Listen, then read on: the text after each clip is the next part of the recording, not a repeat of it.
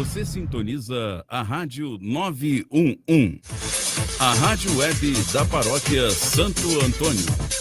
Venha nos fazer uma visita. Quadra 911 Sul, Brasília, Distrito Federal. Passamos a apresentar Tudo é Possível com Maiara Cassier.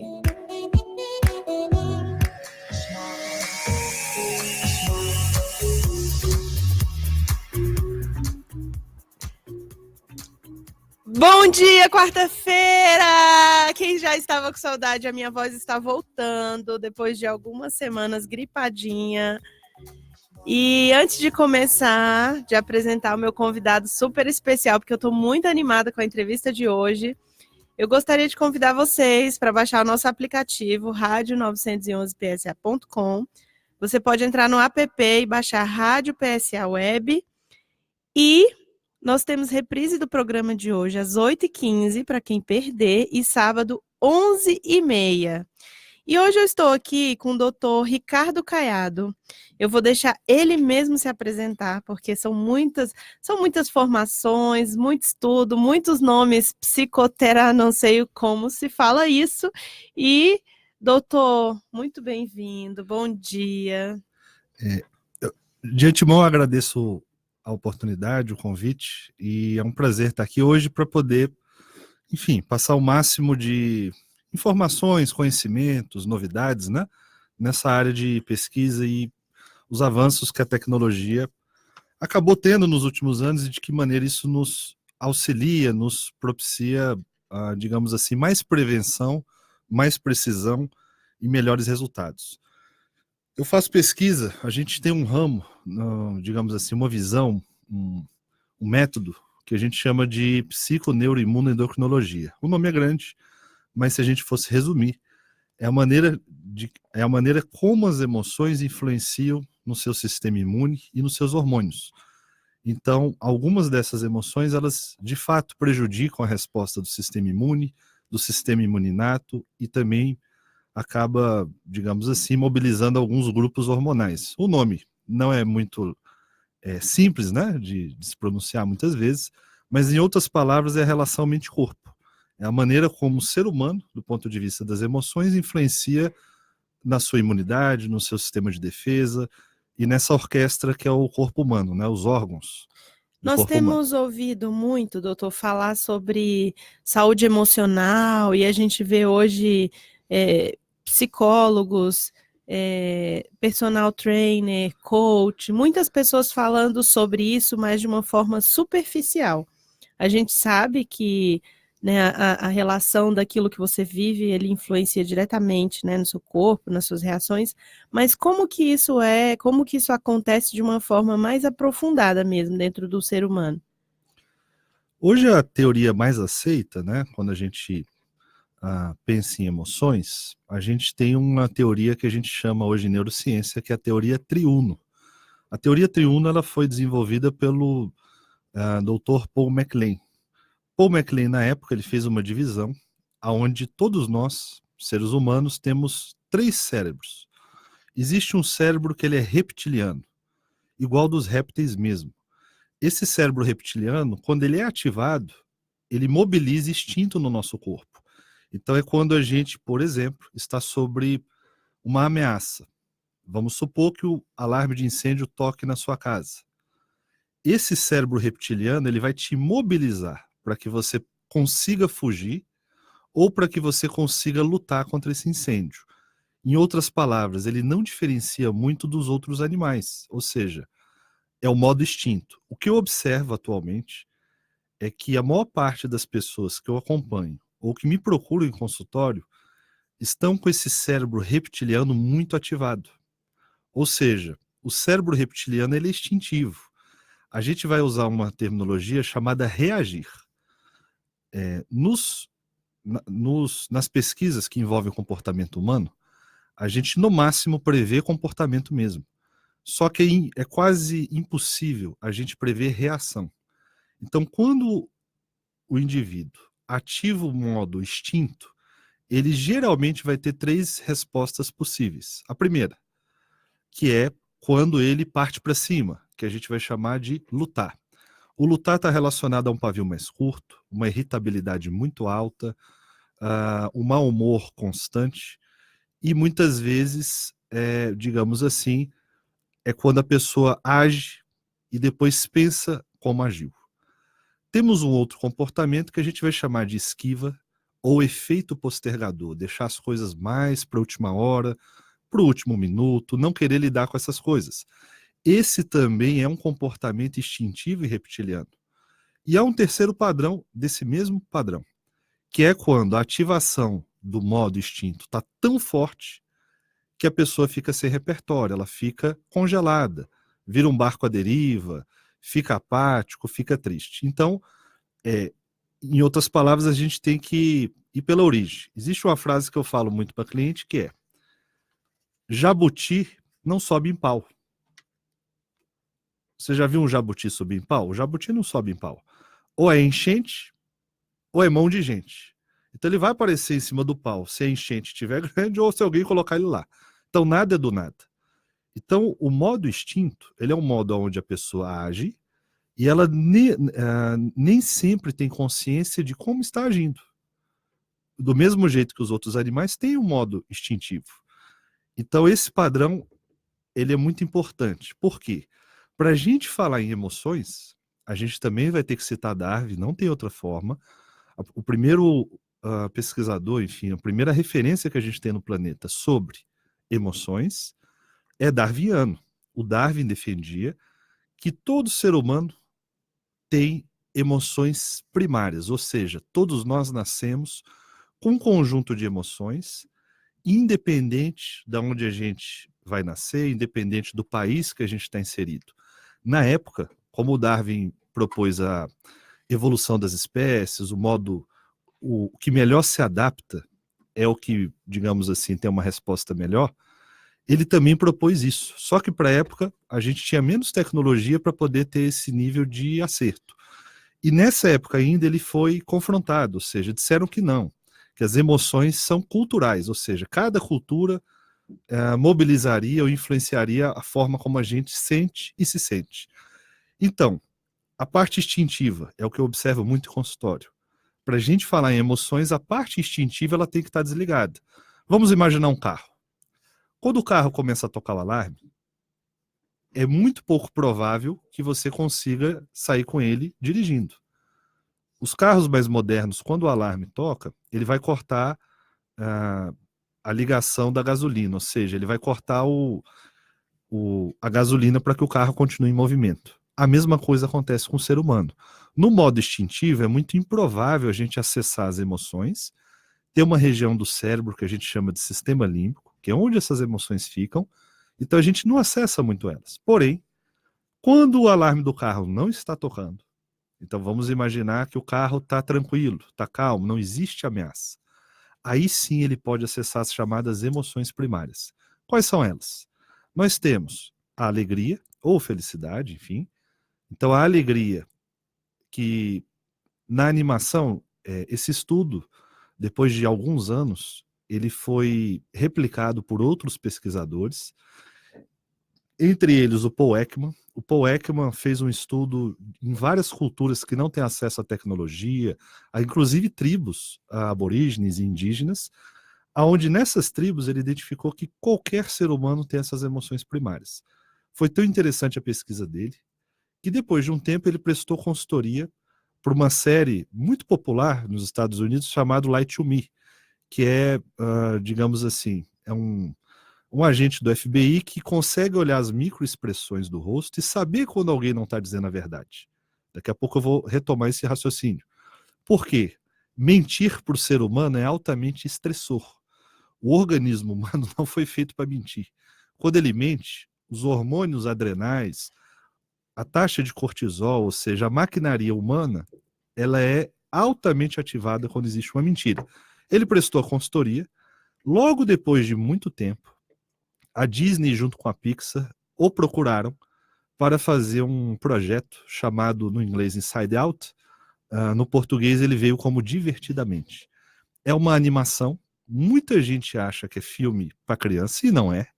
É um filme muito importante para os adultos. Os clientes que eu acompanho, que assistem esse filme, cá para nós, minha vida fica muito mais simples. E o que trata o filme? De uma maneira muito didática e muito clara. Ele trata do sistema límbico e ele trata como que as emoções primárias se manifestam. Então, como eu estava comentando, a gente tem a felicidade, que é a joy nessa animação. Também temos a raiva. A raiva também é uma emoção primária. Temos uma outra emoção que é chamada de surpresa. A gente observa muito isso em recém-nascidos. Eles, em algumas situações, são muito expressivos, né? Então, ele demonstra fisionomicamente a surpresa. Temos também o medo, que também é uma emoção primária e é muito importante para a gente, para justamente fazer com que a gente, enfim, não corra risco. É um sensor que nós temos mesmo, né? O medo. E temos também o desprezo ou nojo. O nojo é uma sensação primária, É uma emoção primária. Exato. O nojo, e também vamos ter a tristeza. Ao contrário do que muita gente imagina, a tristeza ela mobiliza a reflexão. Se a gente for pensar nos autores de música, escritores de livro, muitas vezes quando eles passam a uma expressão popular, né, que o pessoal chama de sofrência, ou seja, quando a pessoa está com o coração partido, ferida, ela muitas vezes tem mais inspiração para falar dos dilemas humanos, porque é uma reflexão, ou seja, eu pensar sobre o que eu senti. A tristeza, ela tem esse fator de mobilização, não é que ela é ruim. Toda emoção, ela tem um papel importante. O desprezo ou o nojo foi muito importante na nossa evolução da espécie, porque o amargo, lá para os nossos ancestrais, Homo sapiens, era veneno. Por isso que a gente, quando mais novo, a gente experimenta o amargo, a gente não quer. Porque a gente, digamos assim, a gente empurra, a gente não gosta daquilo. É um fator genético. Então, tem sua importância, porque tudo que era amargo a gente rejeitava, porque poderia ser veneno. Ao longo do ciclo de vida, o nosso paladar também vai mudando. Na primeira infância, a gente ama o doce. Nas fases mais posteriores, 60, 70 anos, mais na terceira idade, a gente observa que o ácido e o amargo são mais atraentes para a gente. Então, o paladar também muda, o cérebro muda ao longo do tempo. Então, quando a gente fala em emoções, é razoável a gente pensar nas emoções primárias, só que a gente passa por um momento onde as pessoas estão no que nós chamamos de analfabetismo emocional. Temos uma geração muito forte hoje que não sabe o que sente, quando sente e por que sente. Eu chamo de geração instinto. Ou seja, as pessoas chegam mais com o modo réptil, que é instinto, do que necessariamente com as emoções. Elas não sabem o que estão sentindo, não sabem para que serve. Então a gente, em algumas situações, tem que ensinar essa pessoa o que é cada emoção e como que ele mobiliza cada emoção. Hoje, com o avanço da tecnologia, há casos, inclusive, que a gente consegue monitorar em tempo real. Então eu consigo observar em tempo real o impacto que a emoção do indivíduo, do cliente, desse paciente que me procura, qual é o impacto que gera no organismo dele. Há uma simulação que eu faço muitas vezes com alguns clientes, que eu peço para eles mexerem no celular enquanto eu estou monitorando eles. E pasme, geralmente eles atingem quase que o nível máximo de estresse.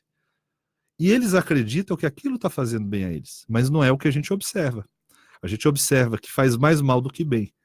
Então, falando hoje em emoções, a gente tem que identificar pelo menos as primárias, para depois olhar as outras emoções mais evoluídas. Por que a gente vê hoje pessoas tão doentes emocionalmente, assim? O que tem levado o ser humano a estar tão doente? Uma série de fatores, né? O avanço da tecnologia, ela nos ajudou bastante a entender melhor o nosso organismo, os mecanismos e o nosso funcionamento. Porém, a tecnologia avançou e vem avançando de uma maneira bem veloz, mas o desenvolvimento humano vem caindo. As pessoas estão com menos habilidade social, com menos habilidade afetiva, com menos, em outras palavras, vamos imaginar que você vai ter uma experiência de se alimentar, ou seja, de experimentar um prato de comida.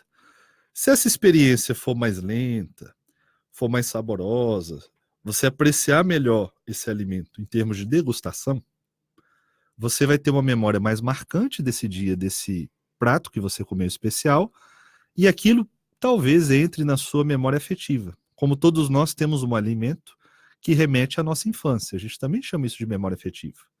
O que eu observo hoje é que, como o modo instinto está muito ativado no ser humano, ele perde a capacidade de apreciação, de saborear.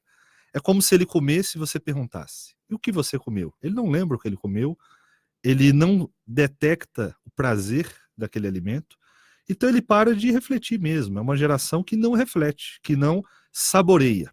Vamos dar um outro exemplo bem simples. Quando você assiste um filme muito bom, ou um programa, enfim, você sai do cinema e do filme saboreando, reflexionando, pensando sobre o filme. Você vê a trilha sonora, você vê fotografia, aí você conversa com as pessoas, aí você cria teorias em cima do filme, né? Quando é tão marcante aquilo pra gente que a gente continua, como dizia o Rubem Alves, tendo devaneios. Então a gente começa a viajar, começa a criar, começa a fantasiar um pouquinho mais. Como a geração atual está no modo instinto, ela não atinge esse tipo de sabedoria, de reflexão e de sabor mesmo. É como se a pessoa acabasse de comer um prato, não soubesse que comeu o prato e fosse além, fosse comer um outro prato. O que contribui para que o modo instinto sobressaia sobre o modo emocional? Nós temos a qualidade de sono que vem caindo, isso já começa na adolescência. No consultório, uma das maiores guerras que eu enfrento com as famílias é o uso do celular no período da noite. Toda a tecnologia que a gente usa, televisão, tablet, celulares, elas emitem o que nós chamamos de blue light, uma luz azul. Essa luz azul, em contato com nossos olhos e com o nosso organismo, o nosso organismo entende que a luz azul é, na verdade, o sol se pondo. Existe um ciclo no nosso corpo que a gente chama de ciclo circadiano. É o nosso relógio biológico, o acordar e o dormir. Legal. Quando, por volta de 7, 8 horas da manhã, até antes o sol se põe, o pico de cortisol, que é um hormônio do estresse e é um hormônio que mobiliza o nosso corpo a acordar, esse pico de cortisol ele ocorre às 9 horas da manhã. Então, todas as vezes que o sol se põe, o nosso relógio interno, ele sincroniza os hormônios, por exemplo, do cortisol, ele mobiliza o hormônio do cortisol para que a gente acorde. Legal, faz todo sentido, porque o dia está começando. Só que a blue light, tablet, celulares e televisões, elas emitem essa luz, e essa luz nosso cérebro interpreta que é como se fosse o sol se pondo. Então olha a confusão hormonal que gera. A gente começa a produzir cortisol, que é um hormônio, quando a gente está acordado. E a gente vai inibir a produção de melatonina. A pineal fala, opa, o sol está se pondo. Só que olha a confusão, imagina o cortisol aumentando no período que ele tinha que estar baixo. Porque eu deveria diminuir o cortisol e aumentar a melatonina, porque eu estou indo dormir. Quanto mais escuro é o ambiente, quanto mais eu me preparo para dormir, melhor a ideia de eu dormir. Porém, a blue light hoje ela é responsável por atrapalhar essa qualidade desse sono. Para ter uma ideia muito rápida, hoje o indivíduo, quando ele pensa assim, não, vou deitar, eu fui dormir meia-noite e acordei às 6 da manhã. Eu dormi 6 horas? Não. O corpo humano demora até 90 minutos para se preparar para dormir. É lento esse processamento. Quando a blue light entra no jogo, é como se ele ficasse às vezes até de 2 a 3 horas para preparar o corpo para dormir. Ah, Ricardo, mas eu fechei o olho e ronquei. Sim, não significa que esse é um sono reparador, não significa que você está produzindo o chamado sono REM. Sono REM é um sono que a gente chama de movimento rápido dos olhos. É um dos sonos mais importantes na nossa fisiologia. É ele que recarrega a sua bateria. Então, o que a gente observa hoje, se a gente fosse definir um checklist, a qualidade de sono vem caindo vertiginosamente. Adolescentes, crianças e adultos ficam usando o telefone até dormir, ou até dormem com o telefone. Uma sugestão e uma dica que já pode ser implementada a partir de hoje. Existe um aplicativo, que ele é gratuito, chama-se Luz Azul. Se você usa o iOS, você também pode pôr no inglês, que é Blue Light, ou luz azul, e no português, na Play Store, aí já é o sistema Android, você pode escrever lá luz azul, baixar um aplicativo e ele vai configurar e você vai gradar a quantidade de blue light que entra na sua retina e que não entra. Então, o primeiro fator hoje, as pessoas estão dormindo pior. Elas não se preparam para dormir. E o fato de não se preparar para dormir faz com que o sono não seja reparador. Então, o primeiro fator é a pessoa que dorme mal, no dia seguinte não precisa ser nenhum especialista. Se eu ficar 3 noites sem dormir, é razoável eu não ter uma boa memória, ou seja, minha memória de curto prazo vai ficar falhando se eu dormir mal. A segunda coisa que vai embora é o humor. A pessoa fica extremamente irritada, vai virar um capiroto mesmo, 3 dias sem dormir, vai ficar irritada. E o terceiro fator que acontece é inibir a produção de leptina. Leptina é um hormônio da saciedade. Então imagina que eu fico com mais fome e nada me sacia, eu fico mais irritado e a minha memória fica falhando. E isso contribui para que o nosso organismo ative o modo de defesa dele, que é o sistema instintivo, o modo bicho mesmo. Cachorro tem, gato tem, ser humano tem. A gente chama de cérebro instintivo. Então eu vejo as pessoas agindo mais pelo instinto, que é reação, do que com reflexão. Então, em outras palavras, a gente tem que silenciar o modo reptiliano, é como se fosse o alarme do nosso carro. Se eu quero dirigir o carro, eu tenho que fazer com que o carro pare de tocar o alarme. É humanamente impossível eu dirigir um carro com o alarme tocando. A geração atual, a gente observa isso. Eles dirigem o carro com o alarme tocando. E as funções superiores são mais difíceis. A cultura do imediatismo também nos atrapalha. Como eu comentei, um bom filme você fica saboreando ele bastante tempo. Hoje o imediatismo, ele gera mais angústia. Um dado muito importante, o excesso de tecnologia, a gente poderia usar uma expressão aqui mais popular, ela buga nosso cérebro. Como assim? Vamos imaginar uma outra analogia. Vamos imaginar um exercício que você vai fazer. Hoje existe muito, não estou pegando aqui o CrossFit para Cristo, não é isso? Mas imaginemos que você vai fazer 10 exercícios.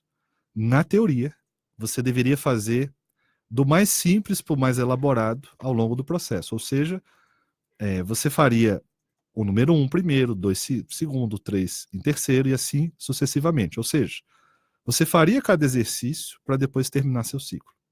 Agora imaginemos que você faz tudo correndo e mal feito. Você faz tudo, mas não faz nada. Que é a brincadeira que a gente fala do pato, né? O pato nada, mas não nada direito. Não nada melhor que um peixe. O pato voa, mas não voa que nem uma águia. O pato corre, mas não corre que nem um felino. Então ele faz tudo, mas não faz nada. É a geração que eu observo atual. Porque o excesso de informação faz com que o cérebro não processe essas informações e o não processamento das informações gera culpa. Então é como se eu fizesse 10 exercícios mal feito, corrido, e depois eu quisesse um desempenho de quem fez a atividade da maneira correta. Em outras palavras, o devagar é rápido. Hoje, o devagar é rápido. O devagar no caminho certo é melhor do que o rápido no caminho errado. Então as pessoas hoje estão mais impulsivas, menos reflexivas e mais imediatistas. Hoje, se o computador demora 10 segundos para responder, a pessoa já está irritada. Se ela faz um pedido de uma comida no iFood e não chega em 30 minutos, ela está altamente agressiva, instinto. Na nossa geração, pelo menos na minha, vamos dar um exemplo do brinquedo. Você ganhava brinquedo ou um presente, não que seja essa a mensagem, mas era assim, era no dia do meu aniversário, no dia das crianças e no Natal. Então eu esperava aquela data chegar. E você aguardava, você saboreava, inclusive, você dava mais valor. Hoje não, hoje é tudo muito imediato.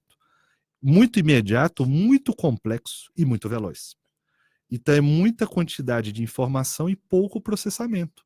Isso gera culpa e gera angústia. Já existem estudos mostrando pra gente que o excesso de tecnologia aumenta a ansiedade e marcadores de depressão. Ou seja, a pessoa tem mais acesso e saboreia menos. É como se ela assistisse 10 filmes ao mesmo tempo e não refletisse sobre nenhum.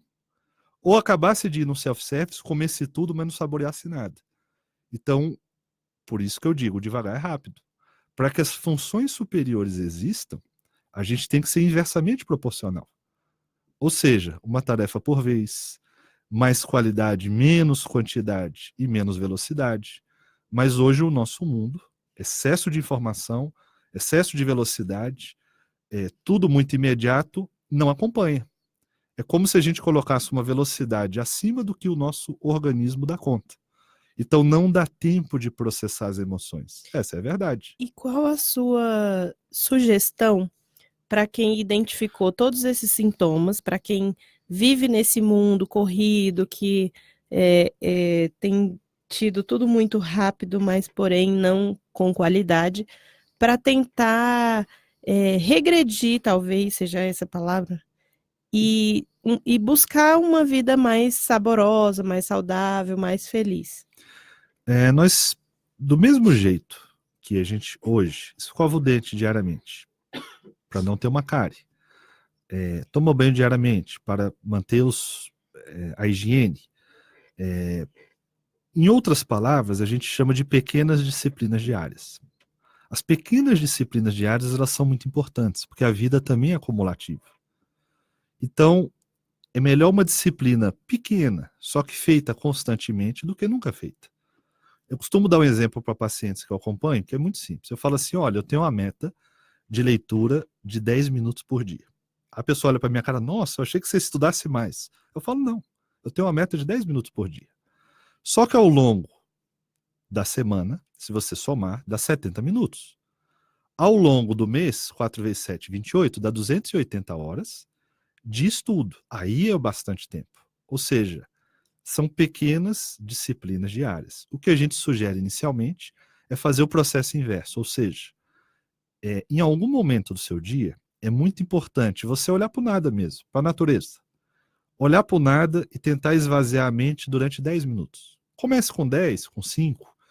Isso a gente também chama de higiene mental. Por quê? É como se o sistema de processamento ele precisasse esfriar. Nesse momento, você não pode ter celular, você não pode, digamos assim, ter um ambiente que você seja solicitado. É o que os antigos faziam com mais frequência, é o processo de reflexão. Em algumas culturas, as pessoas chamam isso de meditação.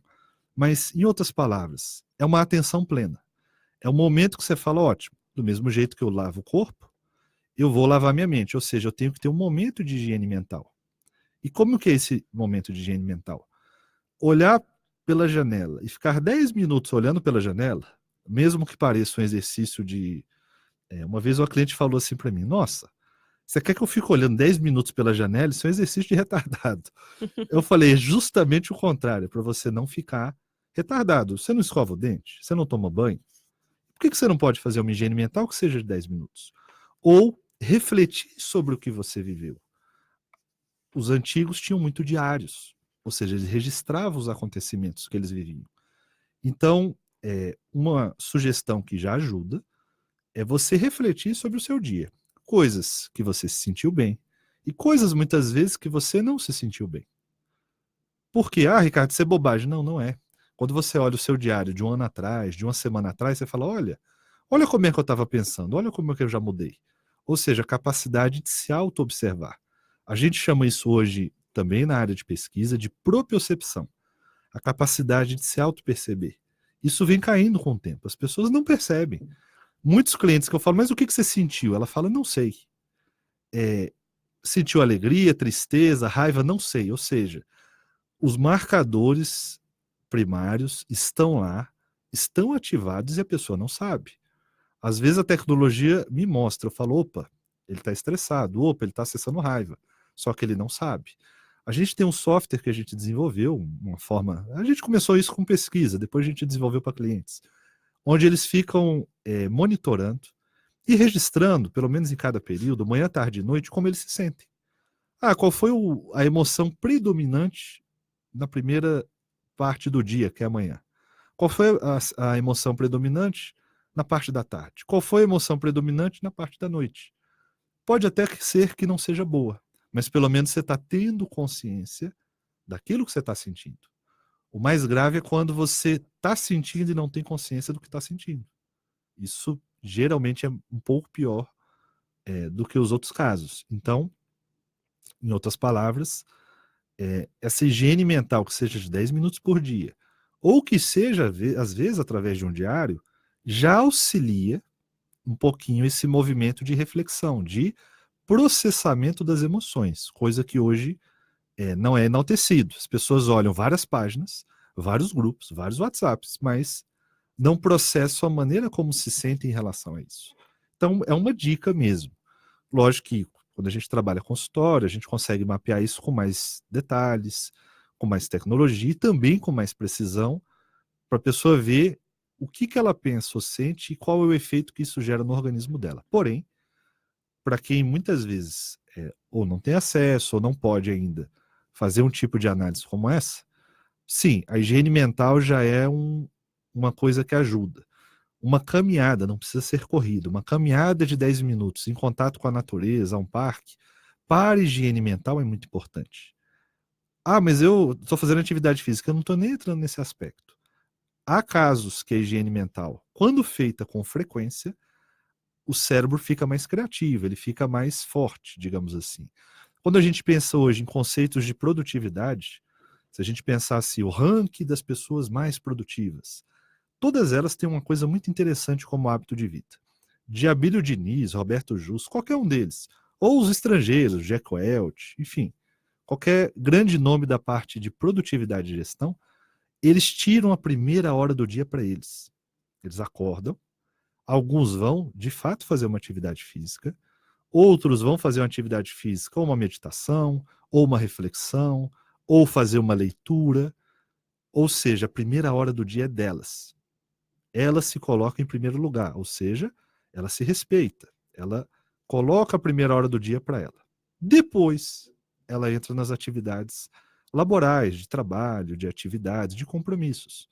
Então, hoje a gente também observa que, enfim, a maior parte não faz isso, é tudo muito corrido, muito pouco saboreado, o ter que é muito forte, ter que, e, digamos assim, o querer está em segundo plano.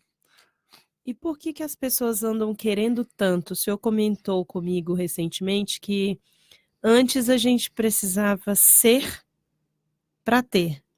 Depois você precisava ter para aparecer. E hoje só aparecer já é o suficiente. Eu brinco que é uma involução. Por isso que o pessoal, enfim, que convive mais próximo de mim, nem sempre fica muito feliz com meus comentários, né? Eu brinco que é uma alienação social que a gente vive hoje, em algumas, enfim, em algumas redes sociais. E o pessoal não gosta quando eu falo isso. Por quê? Realmente antes, a pessoa era. Ela sabia o que sentia, o que ela era. Vamos imaginar uma árvore macieira. Então ela dava maçã, fazia sentido. É como se eu fosse um felino, um gato, e eu soubesse que eu sou gato. Eu sou um cachorro e sei que eu sou cachorro. Hoje a pessoa não sabe o que ela é.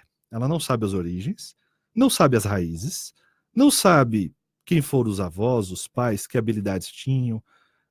Enfim, a pessoa não se conhece. Então imagina uma macieira que quer pôr laranja. Vai dar errado. Então o autoconhecimento hoje, a autodescoberta, ela é muito empobrecida, se a gente for pensar. Então, antes as pessoas eram, ela sabia, opa, eu sou uma macieira, eu vou dar maçã. Depois, não. Olha, eu não preciso ser uma macieira. Eu posso ser uma laranjeira e comprar as maçãs. Então é ter para ser. Aí agora é pior. Porque eu não preciso ser a macieira, eu não preciso comprar as laranjas, perdão, não preciso comprar as maçãs se eu sou uma laranjeira, perdão. E agora não, eu só mostro que eu tenho a laranja na mão, que está tudo certo. Então é uma involução.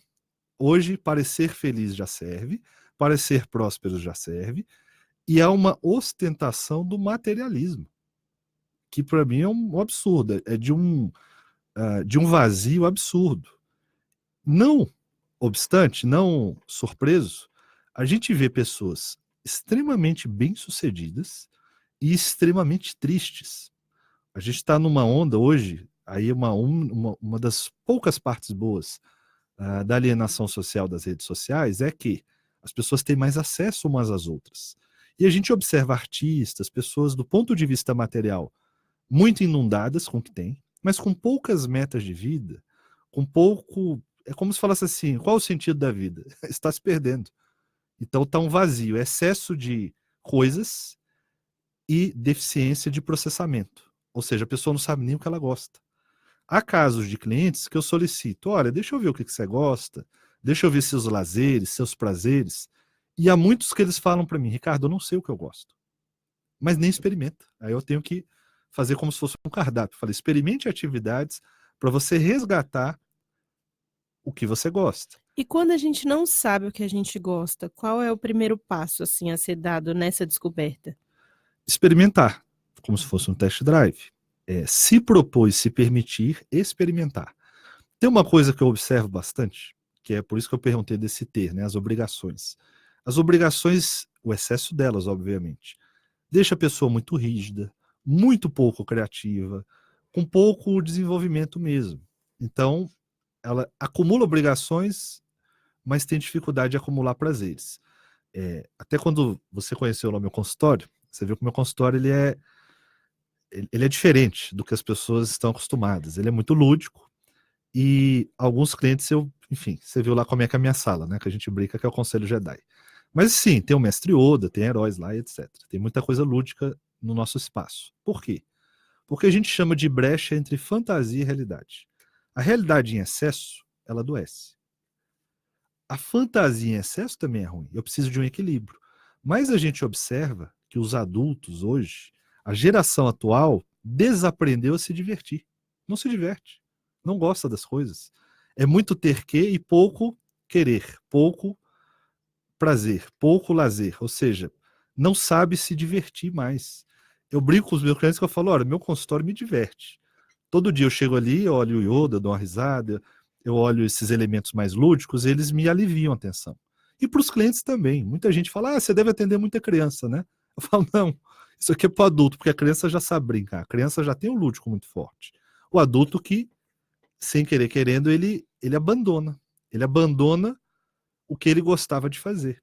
E lógico, culturalmente, como as referências culturais, a gente está numa camada, uma teia, né? Que a gente chama de configuração subjetiva do sujeito, que é uma tese do falecido Fernando Rey. Fernando Rey defendia muito essa tese, de que sim, algumas culturas poderiam gerar imperativos sociais, ou seja, a gente teria um comportamento de imitação mesmo, e introjetaria valores que muitas vezes não são os nossos. Em outras palavras, a gente poderia seguir uma rota que alguém configurou pra gente, como se fosse um GPS, um Uber. É como se alguém pegasse o seu GPS e falasse, ok, agora você vai para Goiânia. E aí, no fundo, você fala, mas eu não queria ir para Goiânia. Nem isso a gente observa. Então, como a gente está numa cultura que reflete menos, e pensa menos, e sabe menos a sua origem, vira uma coisa de barco à deriva. Então, as pessoas estão sendo influenciadas e arrastadas para padrões, para consumos, para, digamos assim, referências que elas mesmas não querem, não gostam, ou que em algum momento se tornam vazio. Isso está muito claro. Temos poucos líderes, temos poucas referências.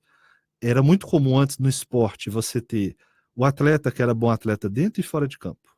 Hoje você não vê isso. Hoje você vê o atleta às vezes que é bom dentro de campo, mas é uma péssima pessoa fora de campo. Então, essa habilidade social, ela vem se perdendo mesmo. E por que a gente tem tido muitos ídolos que não são bons? Pessoas com inversão de valores e que pregam que isso é bom e um índice enorme, né, do consumismo, do exagero, da falta de respeito com o outro. A gente viu recentemente, né, ontem eu cheguei em casa e a discussão era um vídeo de um MC que zombou na Disney de uma garota com câncer. Não sei se o senhor chegou a ter acesso a isso, provavelmente não.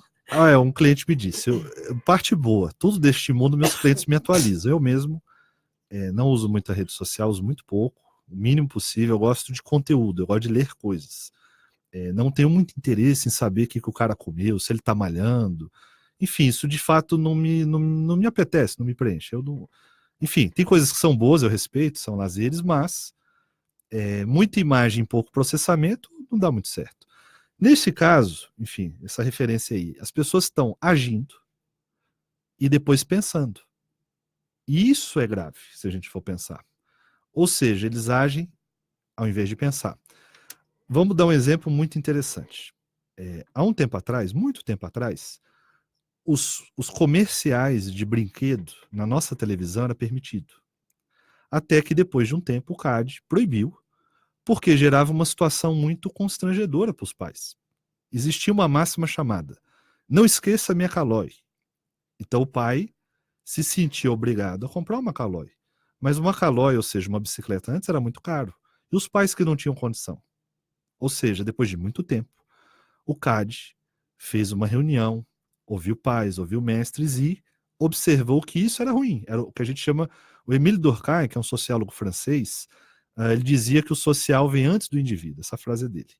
Então ele chamava de imperativo social, ou seja, como se a sociedade impusesse um padrão e a gente tivesse que se adaptar. Eu achei muito brilhante a ideia do CAD proibir esses comerciais. Achei muito bom mesmo. Por quê? Porque a criança fica sem referência, ou seja, ela vai seguir a cultura dos pais em termos de brincadeira e interação. Legal. O que acontece hoje? Hoje piorou. Para mim, a gente está no pior momento. Hoje, os YouTubers, alguns deles, como eles têm liberdade e têm influência, eles não se preparam para passar a informação que eles vão passar. Isso, para mim, é muito grave. Não estou pegando ele para Cristo, mas eu vou citar aqui nome. Vou dar nome ao boi. O Lucas Neto. Lucas Neto, meu filho tem 4 anos, e outro dia estava assistindo o Lucas Neto. Eu fui analisar o programa dele. Ele fica abrindo presentes e brinquedos compulsivamente todo dia. E aí o meu filho começou a querer brinquedos que ele está vendo o Lucas Neto abrir e promover. Ele começou a querer muito brinquedo. E eu falei: filho, você já tem muito brinquedo. E toda vez que você ganhar um brinquedo, então você vai doar um. Por quê? Excesso. E eu comecei a observar, olha que é uma criança de 4 anos. Aí o Lucas Neto, se você pegar o programa dele, eu convido vocês a assistirem, vocês que são pais. Ele fica promovendo brinquedo. Eu falei: se eu estou vivendo essa experiência negativa com meu filho, o que ele está aprendendo com o Lucas Neto? Nada. Ele está aprendendo a abrir brinquedo e que brinquedo é legal. Não estou pegando o brinquedo para Cristo. Eu estou dizendo que, como não existe regulamentação, qualquer filho que assista o Lucas Neto vai ter um padrão de iniciar precocemente o consumismo. Então ele falava: pai, eu quero isso. Não, agora eu quero esse Hot Wheels. Agora eu quero essa Nerf. Eu olhava assim: ué, de onde ele está aprendendo isso? Quem está municiando ele disso? Foi o YouTube, que ele soube clicar, e ele gosta do Lucas Neto, porque sempre ele abre um brinquedo. Como ele não estudou pedagogia, desenvolvimento humano, não acompanhou essa geração que teve muitos problemas. Então hoje, a liberdade desses pseudos artistas e desses pseudo-educadores, ou seja, todo mundo fala o que pensa, e isso é extremamente nocivo. Então esse rapaz aí, que eu nem sei quem é que fez esse bullying, se ele pensasse antes de agir, se ele tivesse uma assessoria de imprensa de razoável para boa, ia filtrar, ia falar: calma, olha a imagem que você está produzindo. Vou dar um exemplo que é muito antigo, que é do Pelé. Pelé, eu achei muito interessante, uma vez eu tinha visto uma entrevista dele. Lembremos que antes não existia internet, essas coisas. Pelé, onde ele vai, é uma das poucas pessoas do mundo que não precisa pôr a legenda embaixo para dizer quem ele é. Pelé nunca, isso lá de trás, ele falou: eu nunca vou fazer um comercial que saliente, que reforce, que propague o uso de álcool ou de alguma coisa que não seja para a saúde. Mesmo Pelé tendo, enfim, as coisas dele, ele teve o cuidado de não ser uma referência negativa para as pessoas, porque as pessoas sempre estavam olhando ele. Então, o Pelé, você nunca vai ver ele fazendo comercial de cerveja. Tinha uma época, era ano de 2006. O Brasil ia disputar uma Copa do Mundo, da Alemanha, e tinha uma seleção, nosso time. E uma vez eu me deparando com o pai, e ele falou que o filho dele tinha os ídolos que eram os ídolos do esporte. Ronaldo Fenômeno, Cafu, enfim, aquela geração. E aí eu falei assim: muito legal esses jogadores, só que eles são brameiros. Então, por uma questão de patrocínio, eles mostravam que eles consumiam Brahma, que é cerveja. Então, se confunde. Como o adolescente ou a criança não tem o filtro, ele associa, ou seja, ele pega uma coisa junta. Então, hoje, aumentou os influenciadores, só que eles falam o que vem na cabeça. Eles não têm um preparo para entender o que eles estão fazendo. E como se preparar? Pois bem, como não existe uma legislação que proíbe acesso a conteúdo, os pais hoje têm que ficar mais atentos, né? Eles têm que observar mais o que os filhos estão acessando. Só que com internet, com celular, hoje as pessoas têm acesso a coisas boas e ruins a todo tempo e, na verdade, não deveriam ter.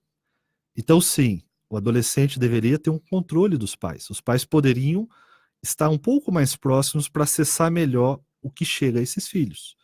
E chega, influencia e muitas vezes dita padrão de consumo e de comportamento. Volto a dizer, meu filho assistindo, eu tirei o Lucas Neto porque eu falei, olha, inclusive em algum momento eu vou mandar uma carta ou um vídeo pro Lucas Neto falando, olha, você quer fazer conteúdo para criança? Que bom. Mas você está mais atrapalhando do que ajudando. Se eu for numa comunidade carente e essas crianças assistirem o Lucas Neto, elas vão querer muitas coisas que elas não vão ter acesso. E isso para mim é uma covardia, isso para mim é errado. Se o nosso país tirou isso de vinculação dos programas de TV aberta, só que hoje todo mundo tem acesso à internet, então ele está mais atrapalhando do que ajudando. Mas ele não está muito preocupado com isso. Então, E talvez ele não tenha o conhecimento disso, né? que para mim é a Talvez- parte mais grave. Que é a parte mais grave. Eu acho que a dificuldade que a gente tem dos influenciadores hoje é que eles estão olhando números e não qualidade. Exatamente. Então, eu tenho 1 milhão de seguidores, então tudo aquilo que eu falo tá certo. E isso se aplica não só às crianças. Eu sigo uma blogueira aqui de Brasília que ela posta roupa o dia inteiro. Então, todo dia ela veste 10 modelitos, todos os dias. Aí eu olho e falo, gente, meu guarda-roupa tá assim, muito defasado. E eu tenho um monte de roupa. E aí você falando isso me trouxe uma reflexão real. Será que realmente eu preciso daquilo tudo e esse mundo tão consumista não está tirando da gente o foco do que realmente é importante? E eu lhe faço uma pergunta, o que levanta um grande líder? Qual que é o que a gente... Porque existem hoje pessoas preocupadas realmente com o desenvolvimento do outro. Como que a gente pode inspirar essas pessoas a serem grandes líderes? Uma coisa que eu observo, que me incomoda bastante, as pessoas hoje querem seguidores. Seguidores, não, então as pessoas me seguem. Eu já não gosto desse nome nem dessa expressão, enfim, volto a dizer que para mim é uma alienação social, mas ok. Por que eu chamo de alienação? Apesar de parecer muito pejorativo. Alienação é quando você não tem a consciência do que você sente, você está seguindo. Quase um padrão, modo zumbi. Então, em outras palavras, o líder, ele não cria seguidores. O líder cria, capacita e desenvolve outros líderes. Simples assim. Quando você tem um grupo, ou seja, uma equipe, quando você desenvolve um líder, ele vai refletir junto com você. Que era a ideia da tábua redonda, né?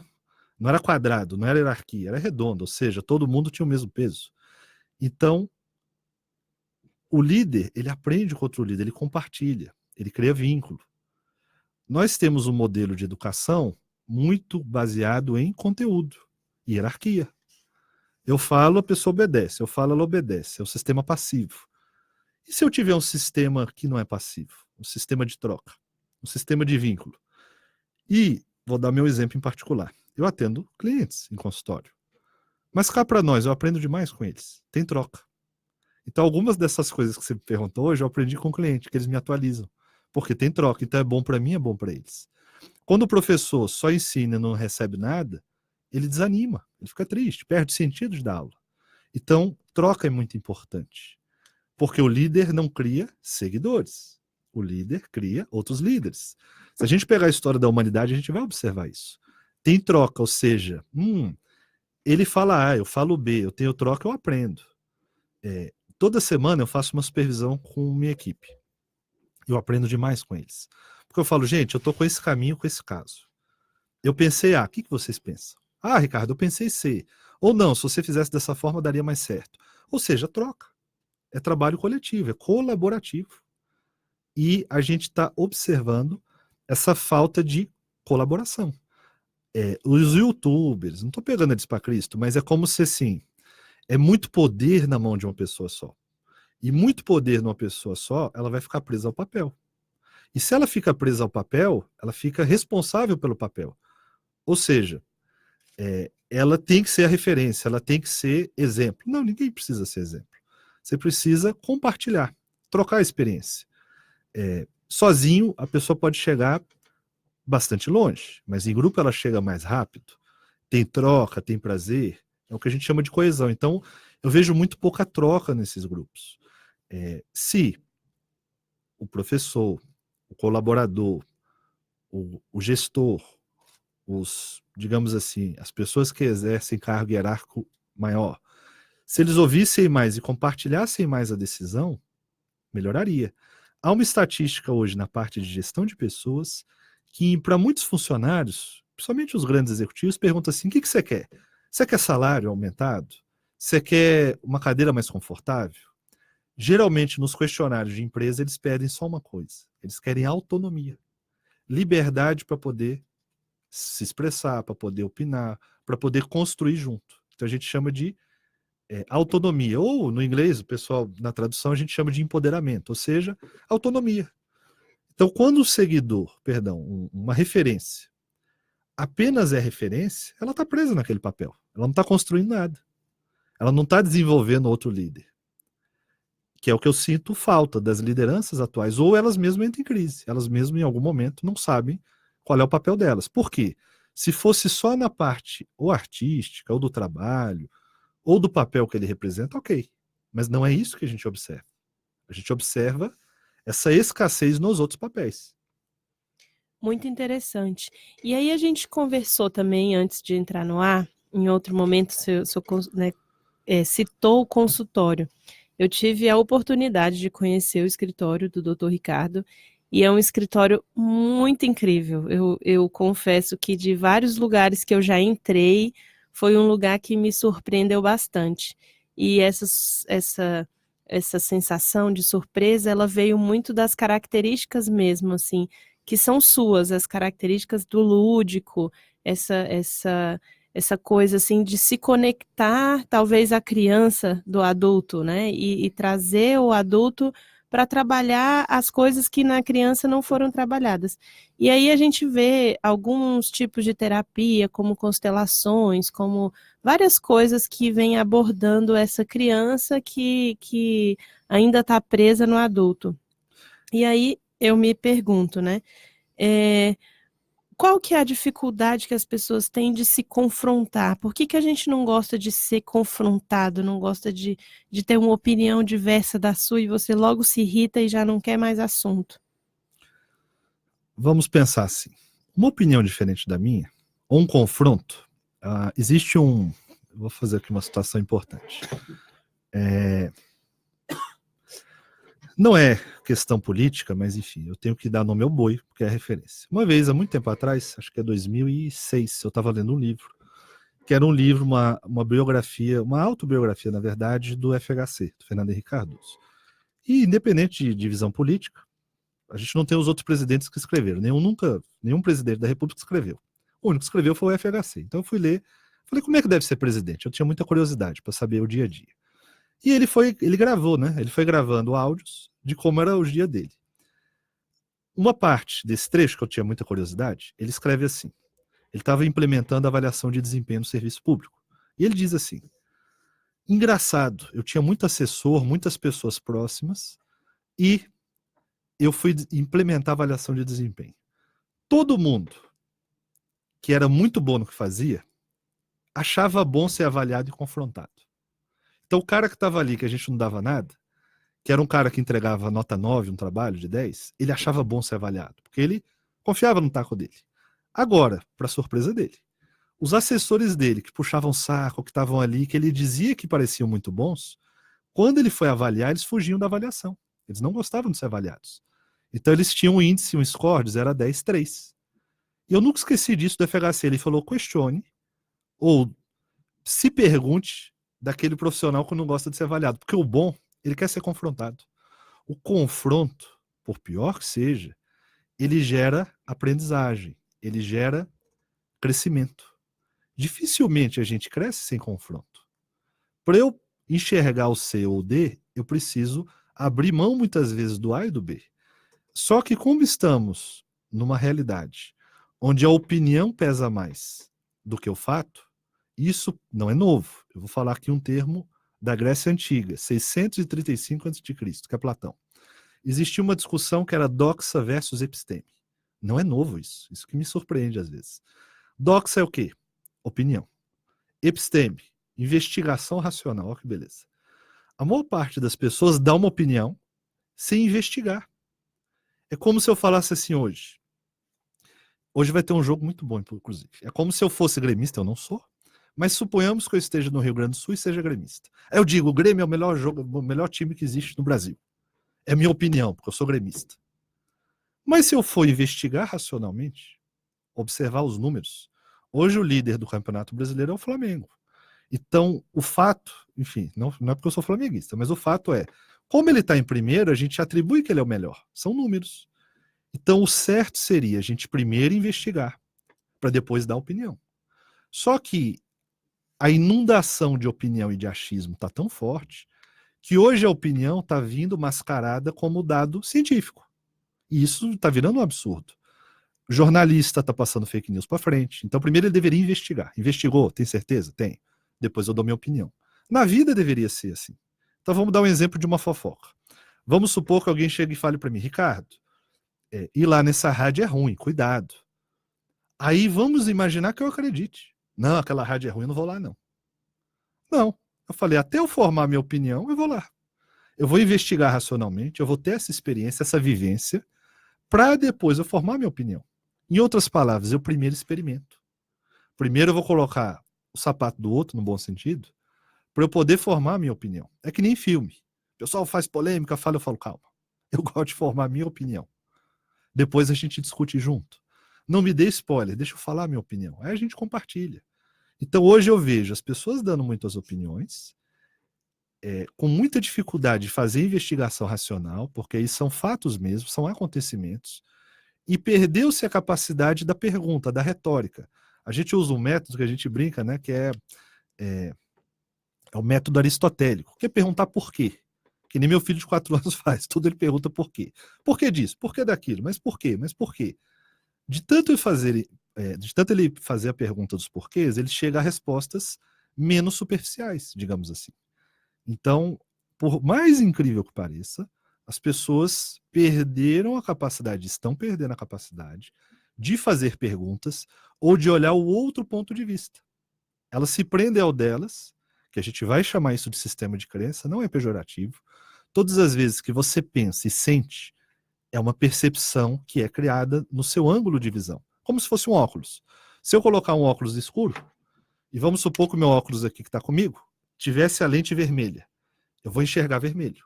Vamos supor que esse óculos tivesse a lente amarela, eu vou enxergar amarelo. Isso é opinião. Agora, antes de eu formar uma opinião, o saudável é eu pensar antes de agir, ou eu pensar e investigar antes de agir.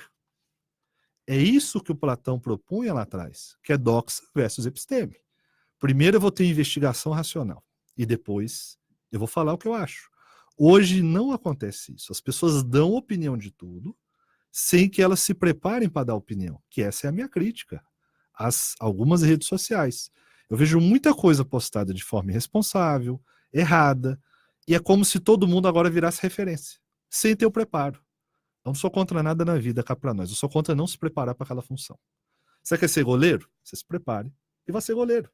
Você quer ser atacante? Você se prepare e vai ser atacante. Você quer ser jornalista? Você se prepare e vai ser jornalista. Hoje não, hoje é como se todo mundo quisesse ser tudo, sem, em outras palavras, ter a vivência, a experiência, o preparo, a dedicação, porque está todo imediatista. Por isso que eu brinco, devagar é rápido. Hoje, em 4 ou 5 anos, você pode se transformar na pessoa que você quiser. Isso eu sempre falo para alguns clientes. Você pode? Pode. Com preparação, com estudo. Há uma teoria que a gente chama de teoria das 10.000 horas. A teoria das 10.000 horas ela foi muito estudada no campo do esporte, onde qualquer pessoa que fizesse de forma repetitiva uma atividade entre 8 a 2.000 horas, 10.000 horas, perdão, ela se tornava hábil naquela tarefa. Que é o que a gente fala de trabalhar no automático. Ou seja, é aquela atividade que a pessoa faz sem que ela precise pensar muito. Porque é o saber dos ossos que a gente chama. Então são 10.000 horas. 10.000 horas dá uma média de 4 a 5 anos fazendo uma determinada atividade. Ou seja, é repetição. O cérebro tem 2 padrões muito fortes de aprendizagem. Um é de repetição, que é condicionamento. O outro é por fortes emoções. Fortes emoções geram marcas e deixam respostas no sistema límbico, e a repetição também faz isso. Um exemplo que eu dou às vezes é bem bobinho, mas é um exemplo bacana. Eu comparo a Paula com a Hortência. A Hortência tinha talento, sempre teve. A Paula tinha esforço. No fim da carreira, quando você pega o scout e os números das duas, você observa que a Paula chega muito próximo da Hortência, pelo esforço. No UFC, enfim, tem outros esportes que a gente pode dar a mesma referência. O Jordan, talento. Kobe Bryant, esforço. Tanta repetição até chegar no nível do Jordan. Se olharmos o UFC, o Anderson Silva, talento. O George St. Pierre, esforço. Então ele compensa com esforço o que ele às vezes não tem de habilidade. É possível? É possível, mas requer repetição, consistência, persistência, metas muito claras e bem definidas, fazendo chuva e fazendo sol não parar. São metas, e hoje está um pouco vazio em relação a isso. Porque muita opinião, muito vazio, as coisas estão mais superficiais, e falta o que a gente chama lá, como Platão dizia, né? Investigação racional, episteme pura. Epistemologia, né? Investigação racional. Se eu investigo antes de formar uma opinião, é o ideal. Que no universo DC a gente fala que é o Batman, né? Por que o Batman é um dos mais perigosos da Liga da Justiça? Porque o Batman, ele investiga. Ele vê o ponto fraco de cada herói. Ele guarda uma criptonita no cinto de utilidades para que, se caso o super-homem surtar, ele tenha ali uma defesa. Ele é um investigador, ele é um humano, mas ele usa estratégia. Ou seja, habilidade, inteligência. Eu gosto muito de referências que usam a cabeça. O Petkovic, lá no Flamengo, em 2009, ele não tinha o melhor preparo físico, mas ele jogava com inteligência. Ele tinha estratégia, ele pensava, ele bolava um plano de jogo. O Larry Bird, do Boston Celtics, também lá atrás. Não é o cara mais forte, vale a pena ouvir a história do Larry Bird. O Larry Bird, se você olhar hoje ele no YouTube, você fala, não é possível que este cara jogava na liga profissional norte-americana, com atletas muito fortes, muito maiores que ele. E como é que ele conseguia fazer isso? Inteligência, estratégia. Então ele via o ponto fraco, ele via onde que se encaixavam as características dele para entrar no jogo. Mas aí quando você fala em ponto fraco, a gente entra numa questão um pouco complexa, que as pessoas elas têm medo de expor o ponto fraco, porque elas acham que vão ser manipuladas, vão ser de alguma forma afetadas de alguma maneira. Como que a gente pode transferir essa segurança para as pessoas e não usar do ponto fraco contra elas? Aí a gente precisa de um componente. A gente tem que ser honesto emocionalmente conosco, com os outros. Eu não posso expor meu ponto fraco. Por quê? Se eu sou ser humano. Em outras palavras, vamos usar aí o universo dos quadrinhos para facilitar a didática. O dia que o Batman entende que ele tem medo de morcego e ele usa o medo dele a favor dele, ele vira o Batman. Que é o que o Jung chamava de individuação. Ou seja, ele enfrenta o medo dele. Ele ainda tem medo? Tem. Mas ele enfrenta, ele traz esse componente e não nega esse componente. Tudo aquilo que a gente nega, muitas vezes vira uma sombra. Quanto mais eu nego aquilo que me fere, que me dói, ou que é um ponto fraco, se eu ficar negando é muito pior. Ao contrário, eu tenho que ir em contato com o meu medo. Eu tenho que enfrentar meu medo. E às vezes até assumir meu medo. Não é demérito algum assumir o erro, se retratar, ou assumir culpa ou falha. Ao contrário, a gente é humano. Então, quando a gente se retrata ou assume o erro, a gente evolui. A gente se liberta, em outras palavras. Quando ele descobre que ele tem medo de morcego, ele evolui. Se ele ficasse a vida inteira negando que ele tem medo de morcego, ele ia ficar lá deprimido, travado e bloqueado. Então, ir ao encontro do que incomoda é muito importante. Ir ao encontro, não, digamos assim, não ter reservas em relação a isso. A gente costuma fazer uma brincadeira que né? Qual a diferença do remédio para o veneno? A dose. Então, às vezes, o que a gente acha que vai nos matar é o que vai nos curar. Olha que engraçado. A diferença entre o remédio e o veneno é a dose. Então, dependendo da dose que eu detecte ou enfrente a minha dor, pode ser que ela pode ser minha cura. É como que a gente brinca, né? O veneno da cobra é assim, não é? Pode matar a gente, mas também pode curar a gente. Então, eu negar é muito pior. Negar apenas cristaliza ou solidifica o problema. Ou seja, piora. Doutor, eu passaria o dia conversando com o senhor. Achei um bate-papo super bacana. Tem vários comentários aqui que depois vou compartilhar. Um monte de gente querendo te conhecer. E aí a gente encerra o programa, infelizmente.